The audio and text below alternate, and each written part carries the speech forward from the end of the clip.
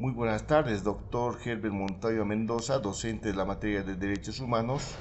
Soy el estudiante de Derecho Edgar Glover Patsi Guarachi, Sistema Modular, Grupo número A, Gestión 2025, y voy a exponer o explicar el ensayo crítico de control de convencionalidad y su aplicación interno en el país. Siempre nos hemos preguntado en nuestro país cuál es la contradicción entre un tratado internacional de derechos humanos y la ley de nuestro país. ¿Gana la ley local o el tratado? La respuesta no siempre es simple, a veces se esconde en un concepto jurídico que es el control de convencionalidad. Para poder entender eso me voy a remitir a la pirámide de Kelsen, de acuerdo al artículo 410 de la Constitución Política del Estado. Nos va a distinguir lo que es la jerarquía normativa, diferenciándonos cuál es su diferencia y cuál es su subordinación, y después está lo que es la supremacía constitucional. Vamos a indicar diciendo que en la punta del triángulo está por encima de toda la normativa interna de un país la Constitución Política del Estado, en este caso aprobado en 2009 por la Asamblea Constituyente. Debajo de la Constitución están las leyes. Dentro de las leyes podemos hablar de las leyes marco y las demás leyes que son aprobadas por el órgano legislativo. Estas leyes son reglamentadas a través de decretos supremos por el órgano ejecutivo. Esos decretos supremos son aplicados para su ejecución a través de resoluciones supremas, resoluciones ministeriales dentro de las demás instituciones. Dentro de las instituciones hay resoluciones administrativas que van a ir viendo para poder administrar o ejecutar lo que es la parte normativa. Esto se hace en el ámbito nacional. Habiendo entendido lo que es la normativa interna de un país en el ámbito nacional, la Constitución Política del Estado está concordante con lo que es el pro homine, artículo 256 de la Constitución Política del Estado, pro ser humano. La fase normativa y la fase interpretativa de lo que son los derechos humanos y la compatibilización de una norma interna de un país en el ámbito internacional. Si van viendo, es un reloj al revés que se lo conoce como reloj de arena de Treadinik, ¿no es verdad? Y nos muestra la vinculación de lo que es específicamente derechos humanos y lo que es la normativa interna de un país. En el documento estamos explicando que el control de convencionalidad, que no siempre ha sido denominado de esta manera, sino ha sido lo que es, ha sido denominado la jurisprudencia temprana, que se crea como un mecanismo jurídico esencial que emana las obligaciones internacionales entre partes, buscando asegurar la primacía y la aplicación efectiva del derecho internacional de los derechos humanos en el ordenamiento jurídico interno.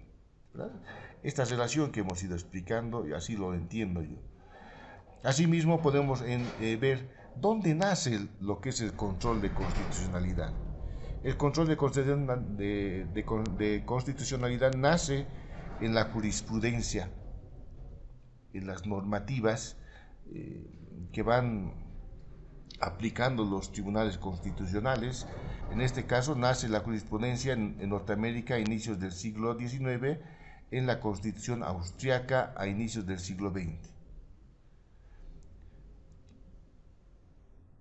El control de constitucionalidad nace en la jurisprudencia de la Corte Interamericana de Derechos Humanos del siglo XXI.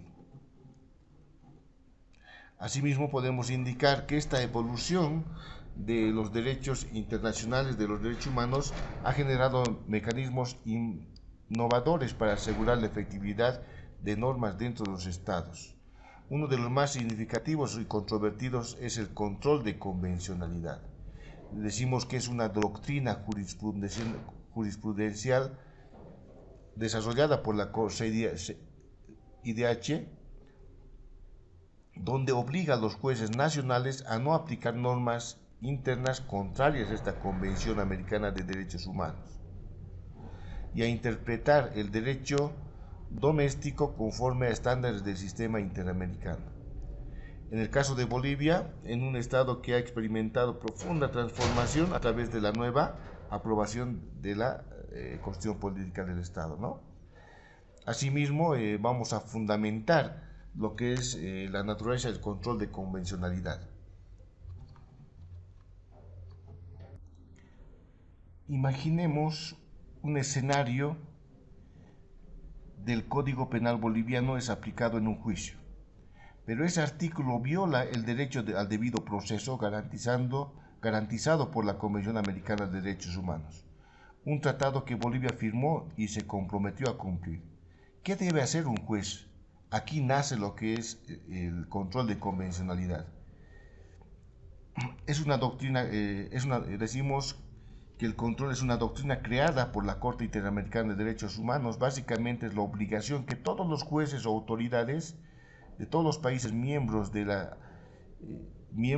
asegurarse que las leyes y decisiones internas no violen la Convención Americana. El caso 2.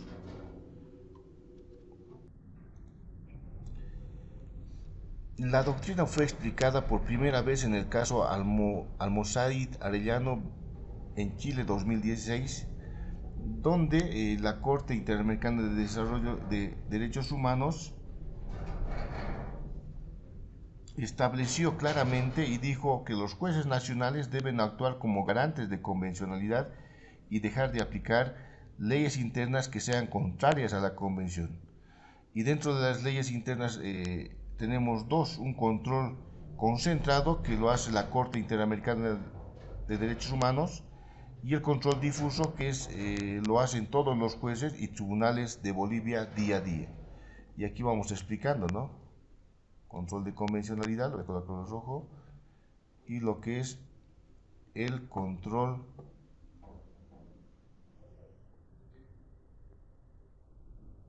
concentrado.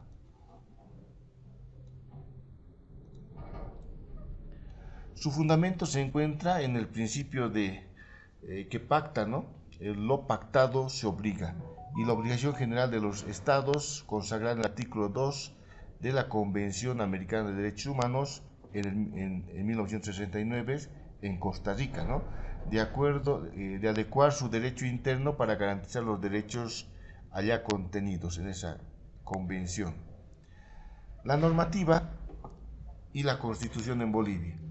Bolivia ofrece lo que es una constitución fértil, nueva, aprobada en el 2019, donde su artículo 13 de la Constitución Política establece que los tratados internacionales de derechos humanos ratificados por el país se aplican de manera preferente sobre la ley en caso de conflicto. Esto otorga a la Convención Americana de Derechos Humanos y a la jurisprudencia de la Corte Interamericana de Derechos Humanos un rango supralegal, sentando una base sólida para el control de convencionalidad. El bloque de constitucionalidad del artículo 256 de la Constitución Política del Estado, al referirse en el control constitucional, indica que se tomará en cuenta los tratados y convenios internacionales en materia de derechos humanos. Esto configura que se conoce como bloque de constitucionalidad, integrando formalmente los estándares interamericanos al parámetro de control interno más alto. Esta parte lo hemos explicado en la pirámide de Kelsen y el reloj de Frederick, ¿no? Ahora también podemos indicar de manera consistente, esto significa que en teoría que cualquier juez de La Paz, Santa Cruz o Potosí puede y debe inaplicar una ley si ve que viola la Convención Americana. Asimismo, el Tribunal Constitucional Plurinacional, en sentencias como la 0200-2012, ha reconocido esta obligación, ¿no? Así como vamos explicando aquí, la ley del Tribunal Constitucional, la 027, en su artículo 5, obliga al Tribunal Constitucional a aplicar los criterios de la Corte Interamericana de Derechos Humanos. En este marco normativo, la recepción, lo que hemos explicado, ¿no? Lo que es la resolución 200. Aplicación práctica y desafíos. A pesar del sólido marco normativo, la aplicación práctica del control de convencionalidad en Bolivia enfrenta serios obstáculos que revelan una brecha entre la teoría y la realidad de un país. Un dilema en el pluralismo jurídico es que el desconocimiento y la resistencia judicial. La mayoría de los jueces y operadores de justicia a nivel nacional no están suficientemente familiarizados con la doctrina. Asimismo, vamos a ir viendo que aplicar la ley tal cual, sin cuestionar a la luz de estándares internacionales, es más fácil y seguro dentro del operador de justicia. El dilema del pluralismo jurídico, que son dos caminos divergentes. La Constitución reconoce lo que es la justicia indígena. ¿Qué pasaría si una decisión de una autoridad indígena basada en su cosmovisión parece chocar con un derecho humano universal? ¿Cómo se aplica el control de convencionalidad ahí? Es un tema espinoso y sin respuestas fáciles, ya que la justicia indígena tampoco se aplica a su cabalidad dentro del territorio boliviano. Y otro aspecto, obstáculo, es la politización de la justicia. La balanza sesgada de todo de la justicia. La independencia de esta está entredicho. Es difícil que un juez se atreva a desafiar el poder político usando como herramienta y lo usa como herramienta esto, ¿no? Si una ley es promovida por el gobierno, ¿quién se atreve a decir que es inconvencional? En el caso práctico podemos ver el caso, por ejemplo, del caso Áñez, donde organismos internacionales y expertos han señalado que este proceso se habían violado estándares del debido proceso y prisión preventiva. En un caso crítico donde aparentemente el control de convencionalidad no se aplicó de manera efectiva para proteger los derechos humanos, mostrando vulnerabilidad del mecanismo.